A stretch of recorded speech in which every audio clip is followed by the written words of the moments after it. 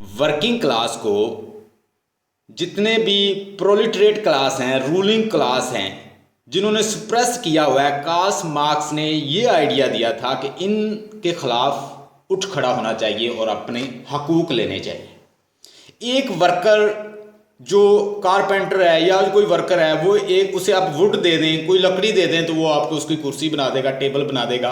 वो कहता है जी मेहनत जो है एक काम करने वाले की, जिसने उसको बड़ी वैल्यूएबल चीज़ों में उसने बदल दिया है मटेरियल को, वो नहीं उसे मिल रही।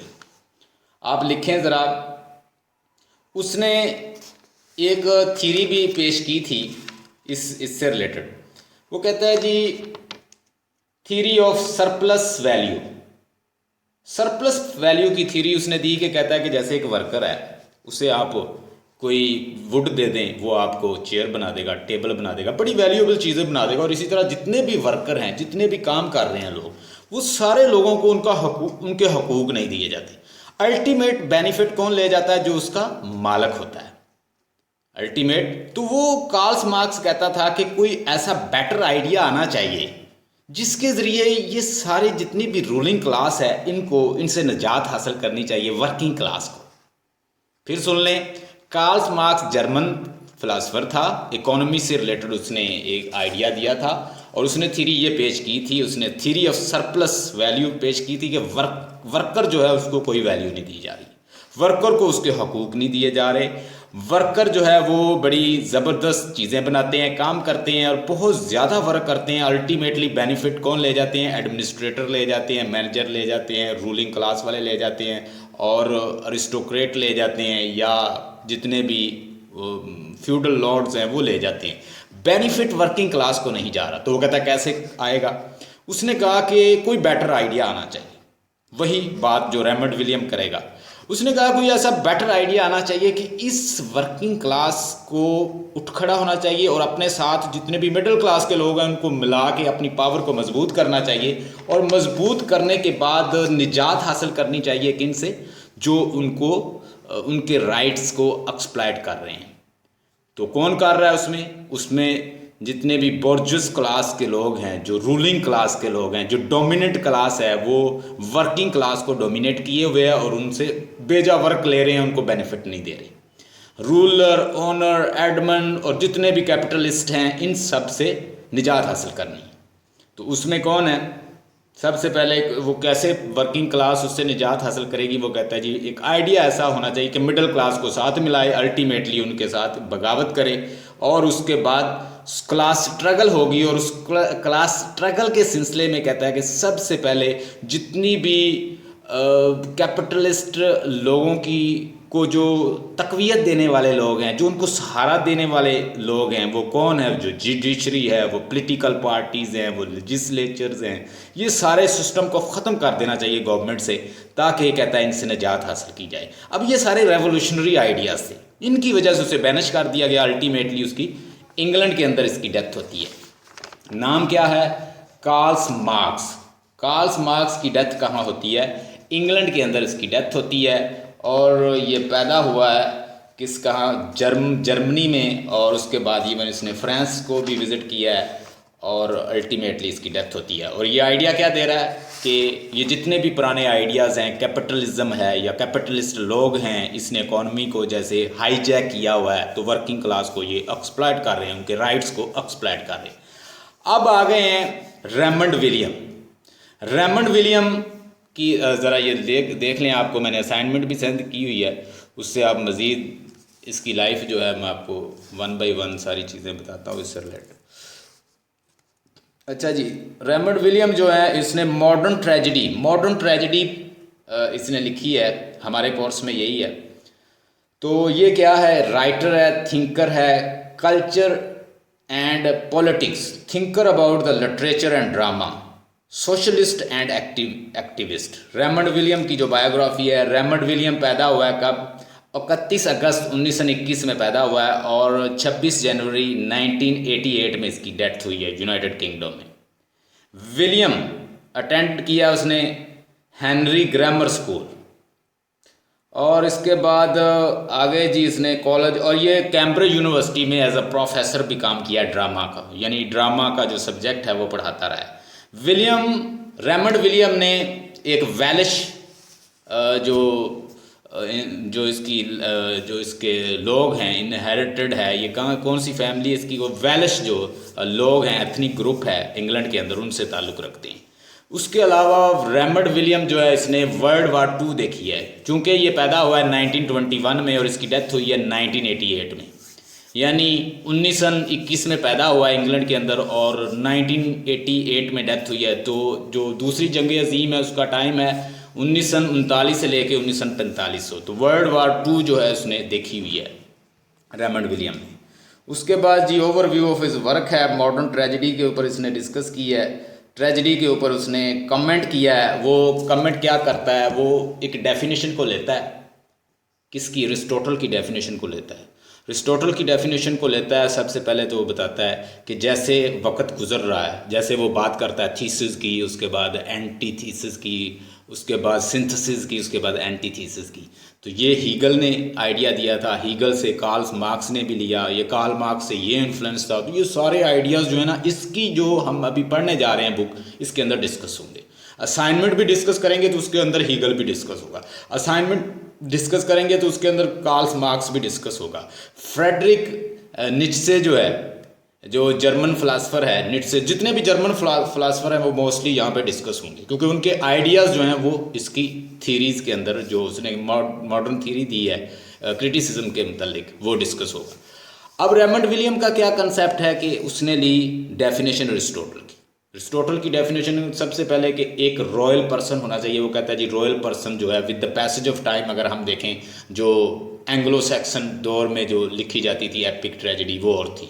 अच्छा, वो कहता है जी आगे आ जाए मेडिवल एज में जो ट्रेजेडी है वो कुछ और है, यानी वो सारी रिलीजियस बेस थी या वो फेट बेस थी। ग्रीक में चले जाएँ तो फेट बेस थी, आगे आ जाए कहता है मेडिवल एज में चले जाएं तो वो रिलीजियस बेस थी, आगे कहता है रेनेसेंस एज में आ जाएं या एलिजाबेथन एज में अगर आ जाएं तो वो सेकुलर हो जाती हैं, सेकुलर हो जाती है ट्रेजेडी। आगे मज़ीद आगे आ जाएं तो वो कहता है वो बड़े मॉडर्न लेवल पे लिखते हैं। तो इसी तरह कहता है जब इतना चेंजेस आई है ट्रेजेडी के अंदर, वो डेफिनेशन वो वहाँ पे खड़ी है, तो बेसिकली उसके अंदर चेंजेस आ चुकी हैं, हम एक्सेप्ट नहीं कर रहे। तो कहता है 1 बाय 1 वो डेफिनेशन को लेगा। पहली तो बात वो ये है जी, वो कहता है रॉयल हीरो का होना ज़रूरी नहीं है, एक आम आदमी की भी ट्रेजेडी होती है। एक आम आदमी जब की डेथ होती है तो आम आदमी एक आदमी नहीं है, उसके पीछे कहता है बहुत सारे लोग हैं, उसके पेरेंट्स हैं, उसके बच्चे हैं, उसके लोग हैं, वो सारे अफेक्ट होते हैं। सारे लोग उनको उसकी कंडोलेंस करने के लिए आते हैं, उसकी ताज़ियत करने के लिए लोग आते हैं कि भाई डेथ होगी इंसान, तो वो एक माशरे का हिस्सा है। तो जब वो माशरे का हिस्सा है तो उसके ऊपर भी ट्रेजेडी लागू होती है। हम कह सकते हैं कि कॉमन इंसान की भी ट्रेजेडी होती है। और फिर आ जाएं आप, एलिजाबेथन राइटर था एक, रेनेसेंस राइटर भी उसको जाना जाता है, क्या नाम है, क्रिस्टोफर मार्लो, उसने डॉक्टर फास्टस लिखा। अब डॉक्टर फास्टस जो है वो कोई रॉयल पर्सन नहीं था, वो एक आम प्रोफेसर, एक स्कॉलर था, यानी वो बहुत ज़्यादा कोई रॉयल पर्सन नहीं था, वो आम शख्स की ट्रेजेडी लिखती उसने। तो कहता है जब चेंजेस आ गई है ट्रेजेडी के अंदर तो हम एक्सेप्ट क्यों नहीं करते, हम क्यों अरिस्टोटल की डेफिनेशन को ही आगे एक्सटेंड करते आ रहे हैं, उसे ही हम आगे बढ़ाते आ रहे हैं और पढ़ाते जा रहे हैं। तो we should accept, at least we should accept there are changes in the definition of tragedy. Tragedy की डेफिनेशन के अंदर भी चेंजेस आ चुकी हैं। अब ट्रेजेडी वो नहीं रही, अब वो मसाइल नहीं है जो एंशिएंट ग्रीक्स के थे, हमारे मसाइल और हैं, उनके मसाइल और थे। उनमें मसाइल ये थे कि वो बहुत ज़्यादा रिलीजियस लोग थे।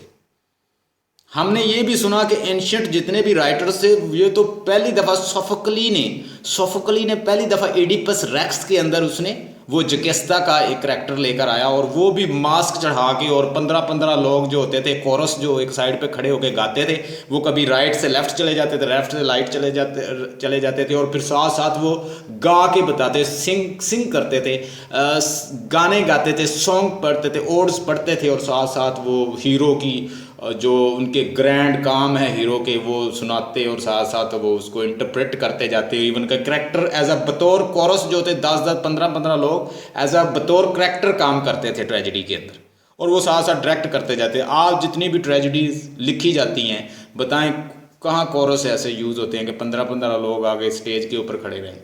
तो ये चेंजेस आ चुकी हैं। कहता आप माने या ना माने, रेमंड विलियम डेफिनेशन को लेगा, अरिस्टोटल की डेफिनेशन को, और वन बाय वन उसको डिस्कस करता जाएगा। वो कहता है ये आम बंदे की ट्रेजेडी, अरिस्टोटल कहता है रॉयल पर्सन होना चाहिए, आम बंदे की ट्रेजेडी हो रही है। साथ वो मिसालें देगा, वो डिस्कस करेगा, वो मेडिवल एज को डिस्कस करेगा, वो रेनेसेंस एज को डिस्कस, एलिजाबेथन एज को डिस्कस करेगा, क्लासिकल एज को डिस्कस करता है। क्लासिकल एज में तो टोटली सेकुलर ट्रेजेडी लिखी जाती है। वो तो बड़े साइंटिफिक लोग थे, ऑब्जेक्टिविटी के कायल थे।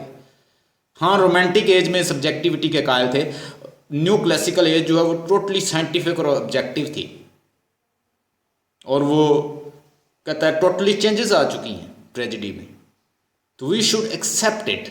वन बाय वन उसको डिस्कस करता है। वो कहता है हमार्टिया का होना भी ज़रूरी नहीं है। पहले फेट बेस होती थी, अब कहता है सोशल बेस होती है ट्रेजेडी। सोसाइटी से सोसाइटी को डिस्कस किया जाता है कि सोसाइटी क्या कहेगी मुझे।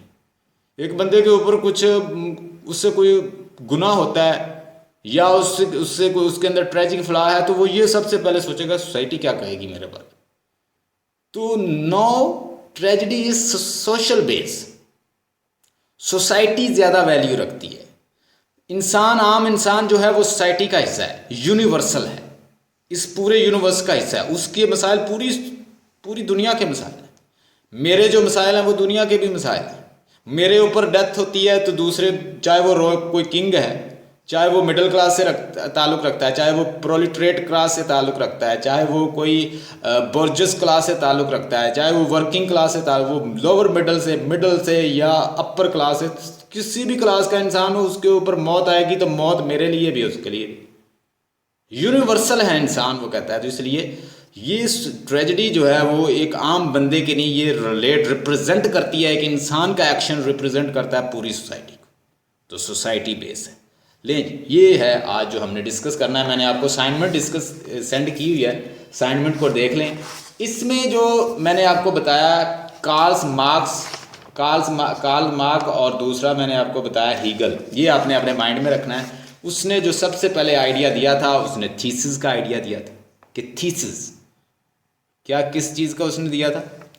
थीसिस क्या होता है? थीसिस कहता है कोई पुराना आइडिया। हाँ जी, किसी का question? No sir, it's okay. इसे आप चाहें तो लिख सकते हैं। ओके, वो कहता है जी third member is basically texting in the group and she wants to join us. Okay, let me add.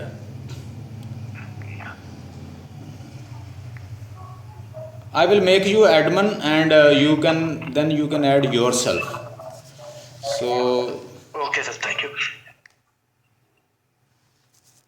Actually you basically told us the two classes, illiterate class, and the second one is Borges class. We'll discuss in assignment.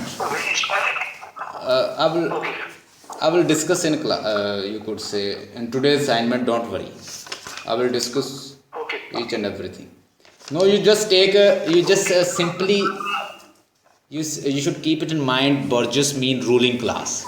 इसका मतलब है ruling class, इसका मतलब है dominant class, जो dominate कर रही है क्लास। दूसरा वर्किंग क्लास। मैं जस्ट आपको सिंपल आइडियाज़ दे रहा हूँ, उसके बाद हम आगे, मैंने आपको असाइनमेंट भी सेंड की, उसके अंदर भी सब कुछ है। हीगल ने एक व्यू दिया था, add I think Ambreen are you added over here? You are most welcome. Ambreen, अगर आपके पास अगर कागज़ पेंसिल है तो एक पॉइंट लिख लें। हीगल एक जर्मन फिलासफर था, उसने एक व्यू दिया था। हीगल एक जर्मन फिलासफर था, उसने एक व्यू दिया था। उसने कहा था कि आइडियाज़ जो होते हैं वो थीसिस की शक्ल में, सिंथेसिस की शक्ल में और एंटी थीसिस की शक्ल में होते हैं। सिंथेसिस का मतलब बेसिकली होता है जो थीसिस से जो हम मज़ीद कंक्लूजन निकालते हैं, थीसिस को एवेल्यूएट करें तो उसकी जो कंक्लूजन है वो सिंथेसिस कहलाती है। अब सिंथेसिस को मज़ीद इन दोनों को कंपैरिजन करके इनके ऊपर आप इसकी स्क्रूटनी करें या इससे मज़ीद रिफाइन करें, एक बेटर, उससे भी बेटर आइडिया आ जाए तो उसे कहते हैं एंटीथीसिस। हीगल ने एक व्यू दिया था कि आइडियाज़ या पास्ट का नॉलेज जो है वो एक थीसिस की शक्ल में है। आप उसको, कोई और आएगा तो उसके ऊपर कोई और कमेंट कर देगा, नया आइडिया दे देगा, उसे हम सिंथेसिस कहेंगे। Synthesis SYNTHESIS, synthesis. यानी अगर आपके बाद कोई और आता है तो वो उसको जो बेटर आइडिया देगा या अच्छा आइडिया दे देता है उसे हम सिंथेसिस कहते हैं। उसके बाद इन दोनों को कंपैरिजन करके अब फाइनल एवेल्युएशन अगर हम दे बेटर आइडिया निकाल लें तो उसको एंटीथीसिस कहते हैं। ये हीगल ने कहा था। अब बेसिकली वो बात कर रहा है कि इसी तरह आइडियाज जो हैं या पास का नॉलेज जो है वो एक पहला जो दूसरे की बुनियाद बनता है, और जो एंटीथीसिस है वो पीछे फिर बैक में चला जाता है, फिर थीसिस बन जाता है किसी के लिए, यानी वो फिर एक पास्ट का आइडिया बन जाता है ताकि वो मजीद सिंथेसिस और एंटीथीसिस बनने में मदद दे। आइडिया, नॉलेज वो कहता है या ट्रेडिशन जो है वो बेसिकली ऐसे कहता है काम करती है। जैसे हमने tradition and individual talent T.S. Eliot का पढ़ा था। वो कहता था कि ट्रेडिशन जो है वो तो एक वे है अपने पास्ट से प्रेजेंट को करेक्ट करने का, यानी जो पास्ट का नॉलेज है वो हमें डायरेक्ट करता है या टीच करता है कि हम अपने प्रेजेंट को कितना अच्छा बना सकते हैं। पास्ट का नॉलेज आपको क्या करता है, ये इतनी हिस्टोरिकल सेंस देता है कि आप आगे कैसे चल सकते हैं। T.S. इलियट ने कहा था, वो कहता है ट्रेडिशन मेयर कॉपी नहीं है कि आपने ट्रेडिशन का नॉलेज लिया और फिर उसके बाद कॉपी कर दिया हूबहू, ये तो कहता है कि कॉपी हो जाएगी।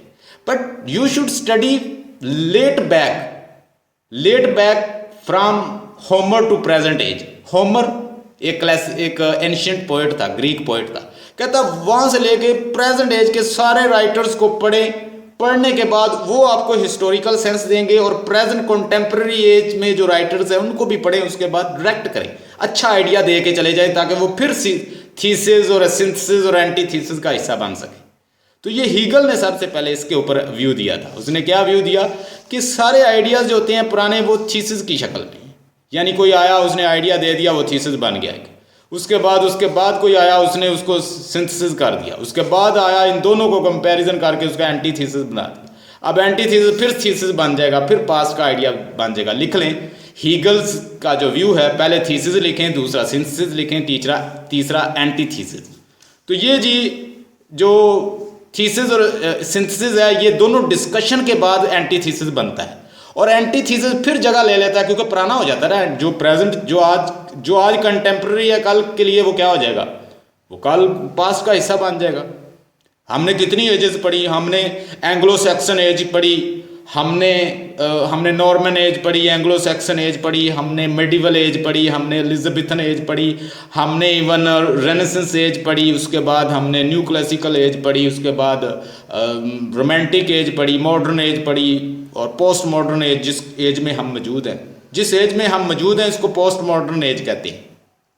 अब मॉडर्न राइटर्स जो है वो और है, पोस्ट मॉडर्न जो है उनकी और थॉट है, विक्टोरियन राइटर और थॉट है, मेडिवल राइटर वो और तरह के। मेडिवल एज जो है वो सारी रिलीजियस एज थी, वहाँ पे चर्च डोमिनेट करता था। रेनेसेंस एज में उन्होंने चर्च को छोड़ दिया, बातें हम में चर्च क्यों ले जाता है। उन्होंने कहा कि मजहब जो है वो सेंटर वैल्यू नहीं रखता, चर्च सेंटर वैल्यू नहीं रखता। उसने कहा इंसान जो है ये इस पूरी कायनात का वो सेंटर है। तो ये अजीम है।